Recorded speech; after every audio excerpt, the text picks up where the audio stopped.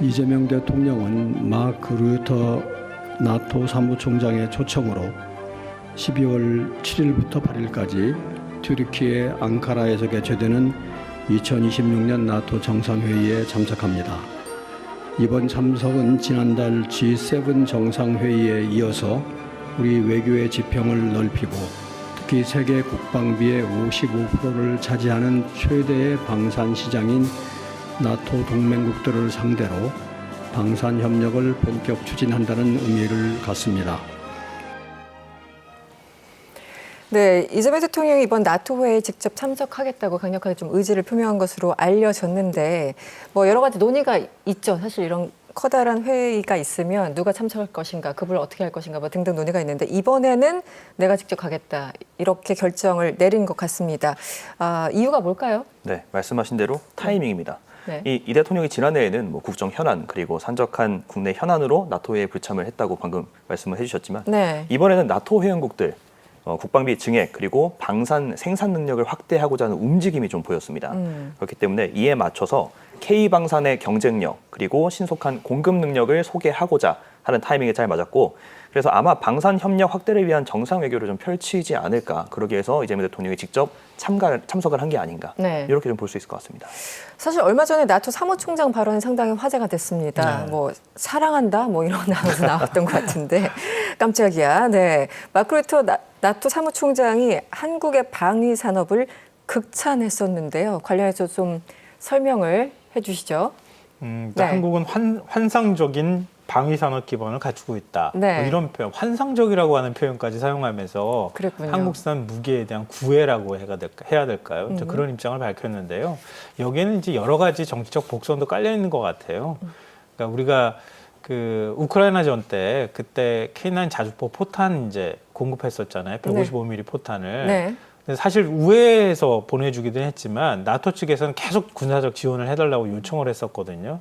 근데 우리가 직접 전쟁 당사자, 전쟁 국가이기도 한데 북한이 지금 참전한 상황에서 우리가 무기를 공급하면 결국은 우리가 북한하고 다시 싸우는 이런 이제 효과가 나타날 수 있거든요. 그렇죠. 연루될 우려가 있는 거죠. 그래서 네. 직접 지원은 우리가 가급적 꺼렸는데 네. 수출이라는 형태로 나가는 거는 좀 다른 차원이라는 거죠. 그러니까 나토 국가들이 가지고 있는 구형 무기라고 해야 될까요? 사실 무기가 별로 필요 없는 지역이었던 거죠, 유럽은. 그렇죠, 그동안. 꼭 네. 무기를 만들어도 어디 쓸 데도 없는 상황이니까 결국 미국의 핵우산에 의존하는 이런 상황이었던 건데요. 그러니까 러시아의 서질이나 이런 것들을 보면서 굉장히 놀랐죠. 네. 놀라면서 이제 우크라이나를 어떻게든 방어해야 되겠다는 판단을 한 거였고요. 그걸 방어를 못하면 사실 네. 유럽연합이 깨질 위기에 처할 수도 있는 거예요. 네. 우리도 안 지켜주는데 유럽연합이 뭐가 필요해? 이제 이런 거거든요. 그러니까 그런 상황에서 그러니까 무기가 필요하니까 어떤 방식으로도 한국의 지원이 필요한 상황이 됐던 거예요. 네. 근데 그런데 우리가 그냥 거저줄 수는 없는 거 아닙니까? 그러니까 그런 이제 우크라이나 지원에 관한 복선 이런 것들을 깔고 우리가 무기를 수출하면 가지고 있는 무기를 우크라이나에 또 지원할 여력이 생기기 때문에 그렇게 이제 연결하는 정도의 사고를 하고 있는 것 같고요. 네. 그것 말고도 제가 뭐 우리의 납기 능력이라든가 나토 무기와의 호환성 뭐 이런 것들을 얘기를 안 할 수가 없는 것이 네. 결국 나토 무기도 미국 표준으로 만드는 거거든요. 그렇죠. 근데 미국에 제일 표준화되어 있는 국가가 우리잖아요. 그런 면에서 그러니까 나토가 당장 필요한 특히 지상군 전력을 그 전력 무기를 얘기를 한다고 하면은 그런 면에서 우린 다 갖추고 있는 것이랑 다름이 없거든요. 그러니까 한국이 많이 공급해 줬으면 좋겠다 이렇게 얘기를 하는 건데 네. 글쎄요, 뭐 얼마까지 우리 무기를 사들일지는 잘 모르겠어요. 아직까지는. 근데 이게 이재명 대통령의 일종의 정상 세일즈 외교와 관련이 있어 보여요. 네. 왜냐하면 지난번에 유럽 순방하고 이탈리아 국빈 방문까지 했을 때 이재명 대통령이 이탈리아 뭐 총리 만났을 때 민원을 얘기했더니 바로 뭐 주말인데도 들어줬다고 얘기를 네. 한다거나. 일요일 날 전화가 왔다고 예, 해서 예. 다들 깜짝 놀랐다고 하죠. 네. 유럽연합 같은 경우에는 우리 철강 쿼터 문제 있는데 쿼터 굉장히 낮춰줬잖아요. 네네. 그러니까 이런 것도 그런 덤핑 문제하고 네. 연결돼 있기 때문에 그런 것처럼 이재명 대통령이 직접 정상들하고 친밀감이나 이런 거를 통해서 네. 우리 무기를 수출할 수 있는 최소한의 어떤 신뢰를 만들 수 있다고 하면은 뭐 나토 사무총장도 얘기했던 것처럼 그러니까 그런 방법으로 우리가 우리 방산 산업들을 키워 나갈 수 있는 굉장히 절호의 호기가 되지 않았나 이런 생각이 들어요. 네. 마크 리터 나토 사무총장이 파이낸셜 타임즈와 지난 6월 말에 인터뷰했던 내용들인데 나토 회원국 제품을 사고 싶어도 현재 나토의 방산 생산량이 받쳐주지 못하고 있다. 나는 한국을 사랑한다. 한국은 환상적인 방위산업 기반을 갖추고 있다. 고백조의 얘기를 했습니다. 그래서 그런지 실제 유럽만 기준으로 봤을 때 한국이 미국 뒤를 이어서 두 번째 수출국이라고 하는데 관련해서 좀 현황을 설명해 주시죠. 네, 일단 배경을 조금 간략하게 또 설명을 드리자면 러시아 우크라이나 전쟁 이후에 유럽이 재무장에 좀 들어간 겁니다. 왜냐하면 러시아의 위협에 대비해서 무기를 좀 수입을 해야 되고 그런 그렇죠. 상황이니까요. 네. 그래서 실제로 스톡홀름 국제평화연구소가 2025년에 발간한 보고서에 따르면 나토 회원국의 무기 수입이 앞선 5년에 대비해서 143%나 증가를 했다고 합니다. 이 중에서 미국이 58%를 공급을 했고요. 네. 우리나라가 8.6%로 이제 2위를 차지를 한 겁니다. 뭐 격차는 조금 있지만 그렇습니다. 아무래도 네. 조금씩 좀 늘려나가는 점유율이 네. 늘려나가는 그런 상황이라고 보시면 될 것 같고요. 지금과 추세가 중요한 거죠. 네, 그렇습니다. 그래서 한국은 폴란드의 K2 전차 그리고 K9 자주포, FA50 같은 경공격기 같이 초대형 계약들을 좀 따내면서 이를 바탕으로 유럽의 핵심 무기 공급국으로 좀 부상을 하고 있다. 이렇게 보시면 될 것 같습니다. 네. 그런데 이번에 뭐 당연한 거지만 나토 정상회의에 트럼프 대통령도 참석을 하죠.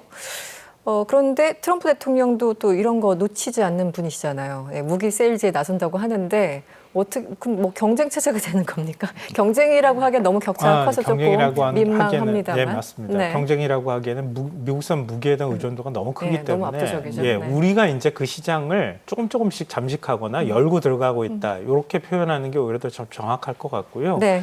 트럼프 대통령은 원래 안 오려고 그랬다고 그래요. 그러니까 뭐 뉴욕 타임즈나 이런 보도를 보면 그러니까 이 나토에 대한 불만이 굉장히 많은 거죠. 아우 뭐 어마어마하죠. 작년부터 지금. 미국산 네. 무기 더 사라 뭐 네, 이렇게 네. 얘기하고 싶을 거고요. 나토가 스스로 자기를 지킬 능력을 보여줘야 한다 이런 생각도 아마 있을 거예요. 네. 무엇보다도 지난번에 이제 지금 이제 60일간 휴전 상태이긴 하지만 이란과 전쟁을 할 때도 그때 나토 국가라고 하는 뭐 스페인이나 뭐 네. 영국 이런 곳에서 협조를 안 해줬어요.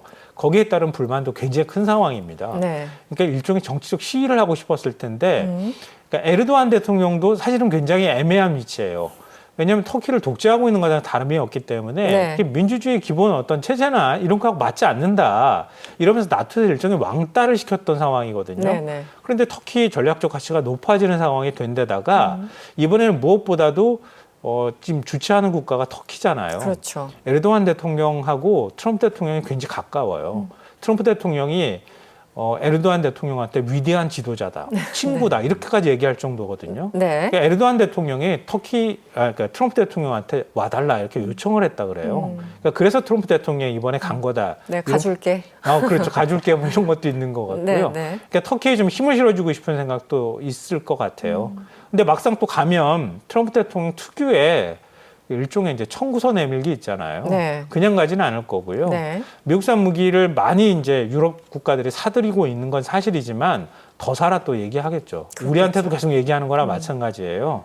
그러니까 그런 면에서도 트럼프 대통령이 이번에 미국산 무기를 더 아마 판매하려고 뭐 노력하지 않을까 싶어요. 그 틈에 우리가 이제 그 노력을 해야 되는 건데요.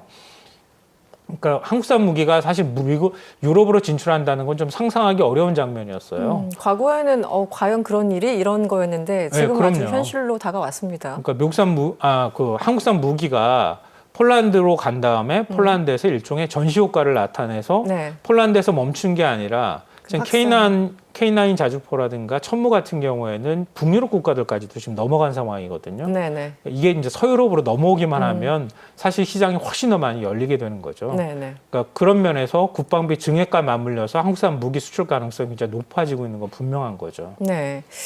작년부터 그 트럼프 대통령이 뭐 그린란드를 병합하겠다고 해서 이제 나토 유럽 그것도 불편하게 국가들과 엄청나게 만들었죠. 이제 균열이 있었고 네.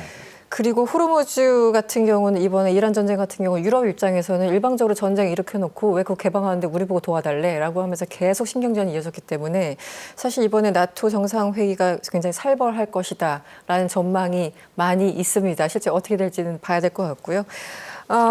알겠습니다. 일단 나토 정상회의 저희들이 결과 나온 대로 계속해서 알려드리도록 하겠습니다.